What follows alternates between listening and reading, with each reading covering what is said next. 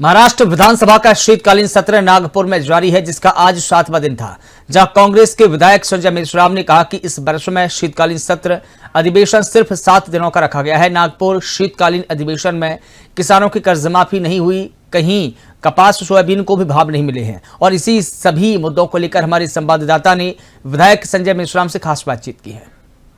दिवस आहे आणि सर मला हे सांगा की दरवर्षी हिवाळ्या दिवशी 15 दिवस परंतु यावेळी फक्त हे याच्यावरती एकच आहे, यांना आपल्या ज्या पुरवण्या मागण्या होत्या त्यांना पूर्णपणे कंप्लीट करायचं होतं।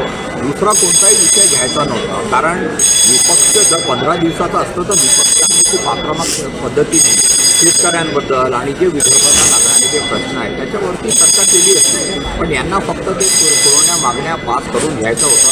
म्हणून हा मूळ दिखायचा विषय जो आहे तो त्यांनी केला, इथं आला आणि आपल्या पुरवण्या मागण्या कंप्लीट।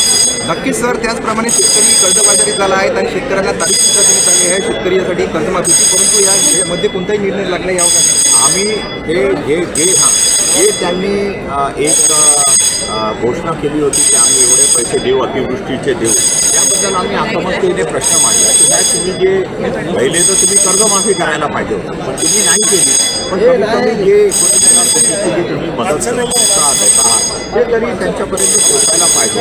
याकरता प्रभावी योजना आणि प्रत्येक आमदारांनी आपापल्या क्षेत्रामध्ये काय काय झालं, काय नाही झालं आणि किती पैसा मिळाला याची यादी दिलेली आहे। तो पैसा त्यांच्यापर्यंत लवकरात लवकर पोहोचेल अशी आमची विनंती होती। आणि त्यासोबतच आता खरीपचा जो आपला हंगाम आहे तो तर हातून गेला, पण रब्बी करता पाणी आणि विजेची व्यवस्था या शेतकऱ्यांना करून देईल, जेणेकरून कमीत कमी रब्बीची फसल जी आहे ती आपल्या हातात येईल अशी मागणी।